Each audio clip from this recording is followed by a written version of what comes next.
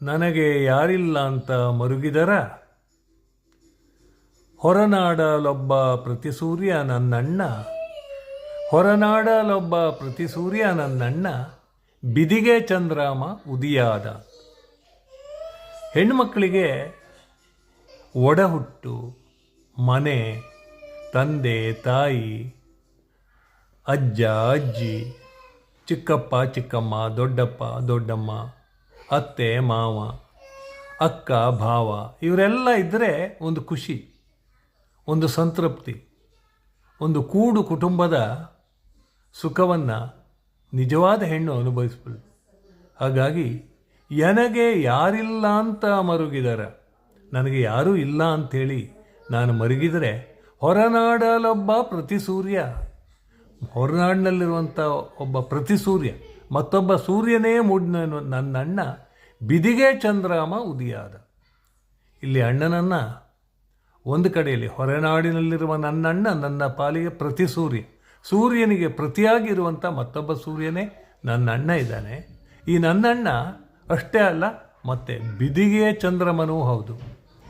ಸೂರ್ಯ ಹೇಗೆ ಪ್ರಖರವಾಗಿರ್ತಾನೋ, ನಮಗೆ ಪ್ರಕಾಶವನ್ನು ಕೊಡ್ತಾನೋ, ಅಥವಾ ಇಡೀ ಪ್ರಕೃತಿಯ ವಿದ್ಯಮಾನಗಳನ್ನು ತನ್ನ ಚಲನೆಯಿಂದ ಬದಲಾಯಿಸ್ತಾನೋ ಅಂಥ ಸೂರ್ಯ, ಅವನು ಹೊರನಾಡಿನಲ್ಲಿದ್ದಾನೆ. ಆದರೆ ಇದೇ ನನ್ನಣ್ಣ ಬಿದಿಗೆ ಚಂದ್ರಮ ಉದಯ, ಅವನು ಬಿದಿಗೆ ಚಂದ್ರಮನಂತೆಯೂ ನನಗೆ ತಂಪನ್ನು ಕೊಡ್ತಾನೆ. ಸಾಮಾನ್ಯವಾಗಿ ಪಾಡ್ಯದ ಚಂದ್ರ ನಮಗೆ ಅಷ್ಟು ಕಾಣೋದಿಲ್ಲ ಸ್ಪಷ್ಟವಾಗಿ, ಆದರೆ ಬಿದಿಗೆ ಚಂದ್ರ ಕಾಣ್ತಾನೆ.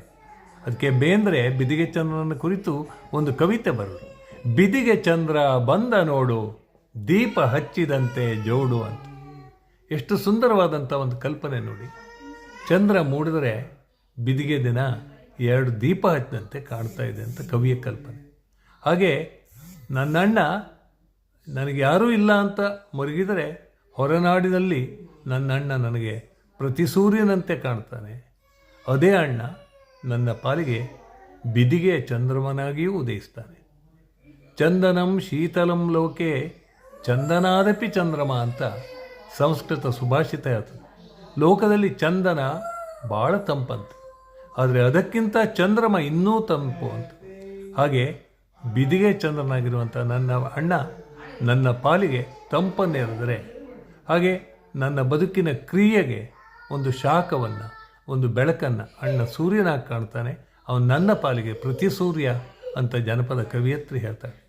ತನ್ನ ಅಣ್ಣನಲ್ಲಿ ಸೂರ್ಯನ ಪ್ರಖರತೆಯನ್ನು ಮತ್ತು ಚಂದ್ರನ ತಂಪನ್ನು ಕಾಣುವ ಶಕ್ತಿ ಜನಪದ